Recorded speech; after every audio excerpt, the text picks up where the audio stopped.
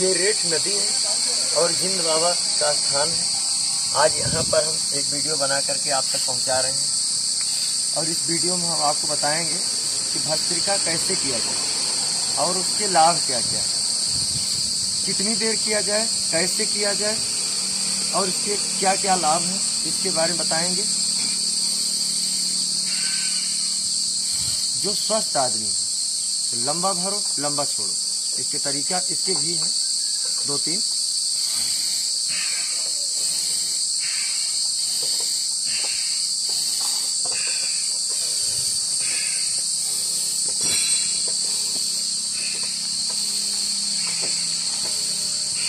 लेकिन जो रोगी आदमी जिनको अस्थमा जैसी बीमारी है, हार्ट में कोई दिक्कत है, कोई प्रॉब्लम है, कोई समस्या है, तो इसी अभ्यास को वो आराम से करें, तेजी से नहीं करें,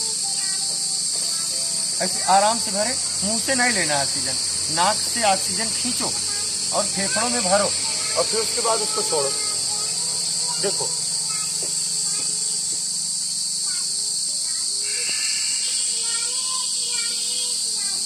जैसे किसी के बीपी है तो बीपी वाले मरीज या चक्कर जिसके आता है, ज्यादातर अभ्यास को करेंगे तो उनको चक्कर आएगी। तो तेज नहीं करना है, आराम से करो। अगर कभी किए नहीं हो तो इसको आराम से करो। पहले दिन 2 ही मिनट करो, लेकिन सुबह सुबह खाली पेट करो। खाना ना मत खाओ, लैट्रिन जाओ, लैट्रिन से आने के बाद में अपने बिस्तर पर बैठ जाओ, कहीं शुद्ध वातावरण हो, बढ़िया फूल फुलवारी लगी हो। जैसे हम भी इस जगह पर नदी के किनारे बैठे हैं, इसी प्रकार से अच्छी जगह पर बैठो, फिर इसको करो।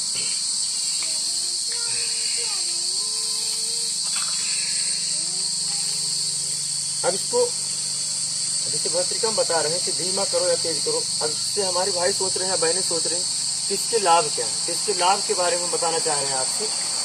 इसके लाभ हैं, जैसे किसी के हार्ट से, किडनी से संबंधित कोई दिक्कत है, अंदर कोई नसें दब रही अंदर से, तो वो नसें ज्यादा जब ऑक्सीजन पाएंगी तो नसें खुल जाएंगी। ब्रेन को जब ज्यादा ऑक्सीजन मिलेगा तो आपका दिमाग बहुत अच्छा काम करेगा। वैसे नॉर्मली ऑक्सीजन जब हम लेते हैं तो उस समय पर हम 500 ml ऑक्सीजन लेते हैं और जब हम तेजी से ऑक्सीजन लेते हैं तो वही ऑक्सीजन हमारे अंदर 5000 ml ऑक्सीजन अंदर जाती है। लंबा ऑक्सीजन भरते और छोड़ते हैं, जब ज्यादा ऑक्सीजन जाता है तो फेफड़ों से मतलब किडनी में, फिर किडनी से लीवर में, लीवर से ब्लड में जा करके फिर एक एक नसों में घुल जाता है ऑक्सीजन जा करके, तो हमारे शरीर को अंदर से शुद्ध करता है।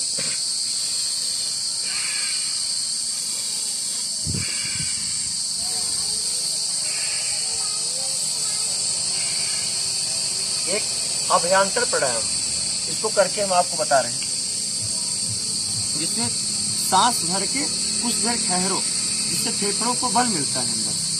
जैसे ऐसे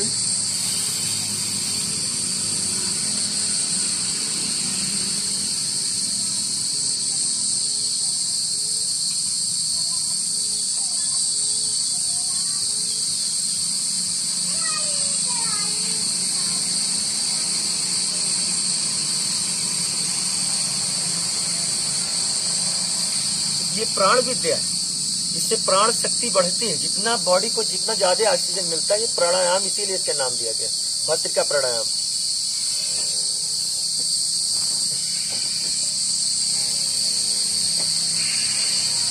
ऐसे लंबा भरो, फिर उसके बाद में छोड़ दो।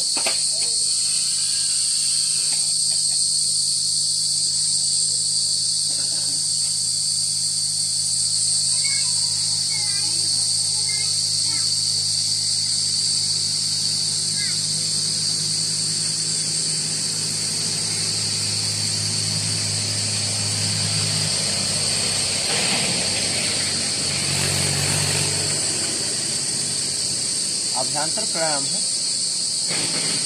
तो अभ्यंतर प्राणायाम है जिससे लंबा भरने के बाद में कुछ देर जब ठहरो तो फेफड़ों को बल मिलता है उस समय पर। लेकिन जब ऑक्सीजन छोड़ो तो दाहिना नाक बंद करके बाएं से छोड़ दो।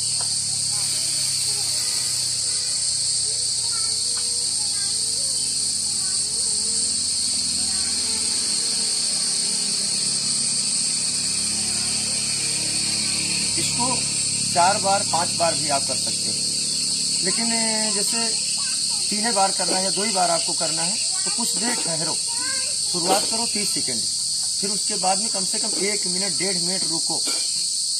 ये जो कोरोना वायरस चला था तो उस समय पर यही आवाज़ उठाई जाती थी कि 30 सेकेंड ऑक्सीजन भर करके देखो। अगर 30 सेकेंड ऑक्सीजन आप नहीं भर के रोक पा रहे हो तो इसका मतलब इस प्रकार के लक्षण आपके अंदर में है।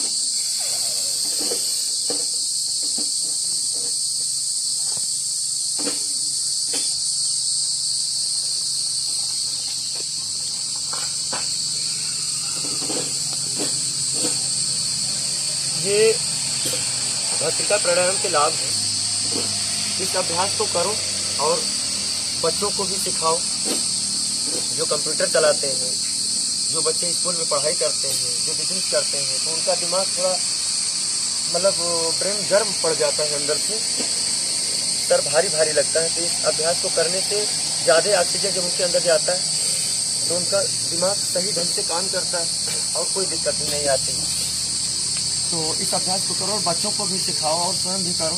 जिनको अस्थमा जैसी बीमारी होती है तो अस्थमा जैसी बीमारी भी चली जाती है लंबा ऑक्सीजन लेने से। जिनको कफ एलर्जी की दिक्कत होती है, कफ एलर्जी की भी दिक्कत चली जाती है। जैसे कफ आपके गले में भरा हुआ है, आप लंबा ऑक्सीजन भरेंगे तो कफ नीचे उतर जाएगा, देखो। और कोई मांस अगर हल्का सा ऑक्सीजन नली में बढ़ गई है तो ज़्यादा ऑक्सीजन लोगे, ज़्यादा ऑक्सीजन जाएगी तो नली खुल जाएगी।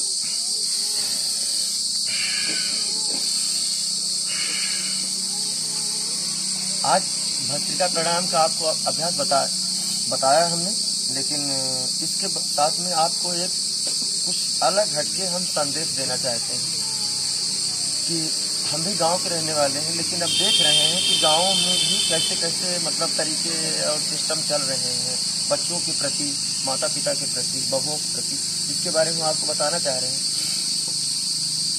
कि किसी के माता पिता इतने अच्छे होते हैं लेकिन बच्चे इतने नालायक हो जाते हैं। बताओ, वो उनके लिए कितना अच्छा व्यवहार कर रहे हैं, लेकिन वो उनका जो जिंदगी भर उनके साथ जो कुछ भी किए उसके बारे में वो बिल्कुल कुछ सोचते ही नहीं। तो अपने माता पिता को अकारण कष्ट ना दो, जब वो आपको पढ़ाए हैं, लिखाए हैं, बड़ा किए हैं। बताओ, और सब कुछ प्रॉपर्टी आपको दे रहे हैं, हर प्रकार के सुख समृद्धि दे रहे हैं, हर दुख सुख में आपके साथ खड़े रहते हैं, फिर भी आप उनके बारे में कुछ अच्छा नहीं सोचते हो, फिर उल्टा पुल्टा सोचते रहते हैं। लेकिन हम आपको बताना चाह रहे हैं कि कुछ हमारी माताएं और भी ऐसी धरती पर हो चुकी हैं। 20% माताएं ऐसी भी हैं, ऐसे पिता हैं जो बच्चों को पहले पढ़ाते हैं, उनकी शादी ब्याह करते हैं, फिर उसके बाद में जितने बच्चे हैं उनकी शादी ब्याह कर देंगे। करने के बाद में अगर घर में बंटवारा हो गया तो बंटवारा होने के बाद में किसी एक बेटे के साथ माता पिता रह जाते हैं। फिर उसके बाद सरकार ने जो नियम बना दिए हैं कि हाँ बराबर का हिस्सा लेकर के जाते हैं, उसी बेटे को उठा के सौंप देते हैं।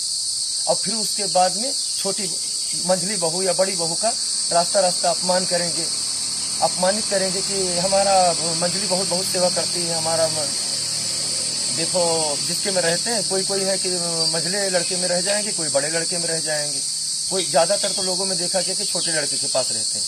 अरे आप प्रॉपर्टी लेकर के ना जाओ, फिर देखें आपकी कितना सेवा करेंगे। इस प्रकार से आपको काम नहीं करना चाहिए, सोच समझ करके कदम उठाओ। हम देखते हैं कि जो माता पिता एक ही में चले जाते हैं, बस उसी की जीवन भर अच्छा मनाते रहते हैं। मंझली बहू है उसकी बदनामी करेंगे, रास्ता गली गली, जो बड़ी बहू है उसकी बदनामी करेंगे। इस प्रकार से बदनामी करते रहते हैं। ऐसा नहीं करना चाहिए। आप जीवन भर सब कुछ उसके साथ किए, और वही माता पिता अगर आगे चल करके शादी करने के बाद में जिस दिन आपका बेटा बहू बंटवारा करके अलग हो जाए और किसी और पूरा पर आप जा करके रहें और फिर उसके बाद में उसका अपमान करें, उसकी बेइज्जती करें, ये आप गलत कदम उठा रहे हैं। मान लीजिए सरकार ने बनाया नियम कि बराबर का हिस्सा ले लिया, आप बराबर का हिस्सा ले लिए, उसके दुख मुसीबत देखते देखते सारी जो कुछ लिए उसके उठा के सौंप दिए, आप सौंप दिए, फिर उसके बाद में उसका दुख तब भी नहीं दूर हुआ। और मान लीजिए आप ये 20 साल आपकी जिंदगी और बची है, तो आप क्या करेंगे उस समय तक?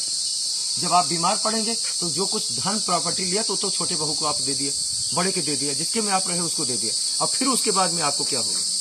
जब तकलीफें आपके ऊपर आएंगी तो लोग यही बोलेंगे, अरे भाई माता जी तो तीनों लोगों की है, अरे भाई पिताजी तो तीनों लोगों को लगाना चाहिए, 4 लोगों को लगाना चाहिए, 5 लोगों को लगाना चाहिए। ये गलत है। इस प्रकार से आपको नहीं करना चाहिए।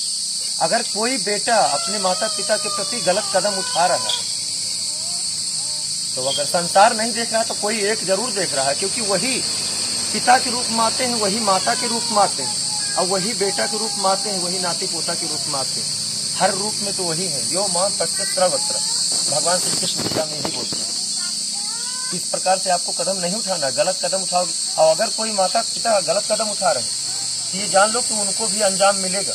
ऐसा बात नहीं, जो अपने बेटा और बहू के प्रति गलत कदम उठाते हैं, एक ही बेटे की जीवन भर रक्षा मनाते मनाते और चले जाते हैं, उसी के दुख सुख में शामिल रहते हैं, वही माता पिता अगले जन्म में विशेष करके बांझ हो जाते हैं, जो औलाद की मुंह नहीं देखते हैं। इस प्रकार से उन्हें कदम नहीं उठाना चाहिए। फर्जी उनको जला रहे हैं, फर्जी उनको तकलीफ दे रहे हैं। आप कहते हो कि हमारा छोटी बहू बहुत ज्यादा सम्मान करती है, छोटा लड़का हमें बहुत सम्मान करता है, आप हिंसा लेकर के उसकी में मत जाओ,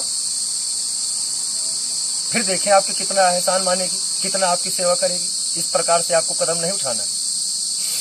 सरकार ने बना दिया कि आपको बराबर हिस्सा लेना है, लेकिन आपका धर्म क्या बनता है कि अगर आप माता हैं, जननी है, जीवन भर आप रक्षक बनी रही और फिर उसके बाद आप ही अगर भक्षक बन जाए तो ये गलत है। सरकार ने कुछ भी नियम बनाए, लेकिन आपको गुजारा लेना चाहिए, बराबर का हिस्सा नहीं लेना चाहिए।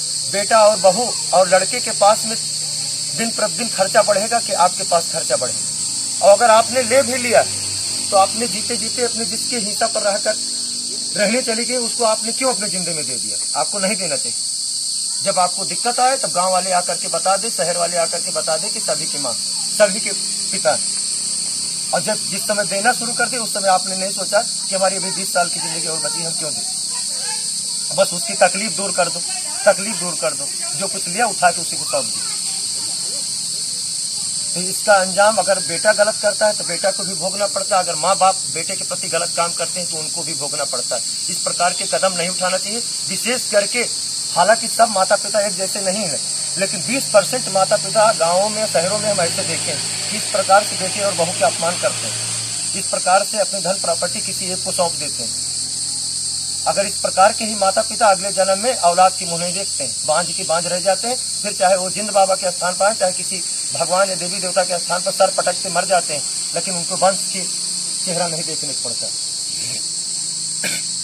चाहे किसी डॉक्टर के वहां चले जाए, किसी वैद्य के वहां चले जाए, चाहे किसी ज्योतिषी के वहां चले जाए, लेकिन उनका धन जिस प्रकार से उल्टा पुल्टा काम करते हैं, तो अगले जन्म में भगवान भी कहते हैं कि जाओ, तुम्हारा धन अब इधर उधर वाले ही लेंगे, तुम्हें औलाद हम देंगे ही नहीं। तो इस प्रकार से कदम नहीं उठाना चाहिए। इसी के साथ हम विदा लेते हैं। अगर हमसे कोई गलती हुई इस वीडियो बनाने में तो उसे माफ करिएगा। अगर आपको वीडियो अच्छी लगे तो लाइक शेयर कमेंट करें, सब्सक्राइब करके बेल आइकन को दबाना ना भूलें। बहुत बहुत धन्यवाद। बोले जिंद बाबा महाराज की जय।